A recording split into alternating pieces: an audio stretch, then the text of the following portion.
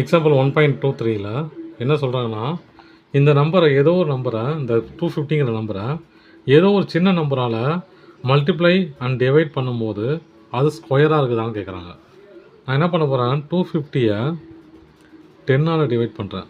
பண்ணால் 0 கேன்சல் ஆகிடும், 25 ஸ்கொயர் ஆகிடுச்சு இல்லையா. டிவைட் பண்ணும்போது ஸ்கொயர் ரூட்டு வந்துச்சு.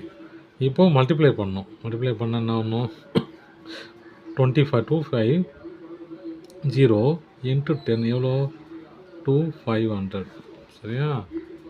இது எதோட ஸ்கொயரு 50 இன்ட்டு 50 ஸ்கொயர். அப்போ இது எதோட ஸ்கொயரு 5 இன்ட்டு 5 ஸ்கொயர் இல்லையா. 5 இன்ட்டு 5 இது 50 இன்ட்டு 50. அப்போ இதுவும் பாசிபிள், இதுவும் பாசிபிள். நான் சொல்கிறது புரியுன்னு நினைக்கிறேன். ஒரு சின்ன நம்பர் எடுத்து இந்த 250யை டிவைட் பண்ணால் ஸ்கொயராக வருதான்னு கேட்குறாங்க. வருது. 250 எடுத்து அதே ஏதோ ஒரு சின்ன நம்பர் எடுத்து மல்டிப்ளை பண்ணும்போது அதுவும் ஸ்கொயராக வருதான்னு கேட்குறாங்க. அதுவும் ஸ்கொயராக வருது. அவ்வளோதான். இப்போ 250க்கு ஸ்கொயர் ரூட் கேட்குறாங்க. ஸ்கொயர் ரூட் எப்படி கண்டுபிடிப்போம், ப்ரைம் ஃபேக்டர்ஸாக மாற்றணும் இல்லையா. 2னா 125, 5னா 25, 5னா 5, 5னா 1.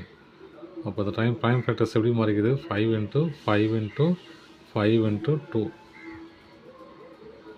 2:1 தானே. அது ஒரு 5 தான் இருக்குது இல்லையா. இது ரெண்டுத்துக்கும் பேர் இல்லாமல் இருக்குது. பேர்னால் இது எப்படி இருக்கணும், 5 இன்ட்டு 5ம் இது 2 இன்ட்டு 2ன்னு இருந்தால் தான் இதை 2:1 எடுக்க முடியும், 5 2ன்னு எடுக்க முடியும்.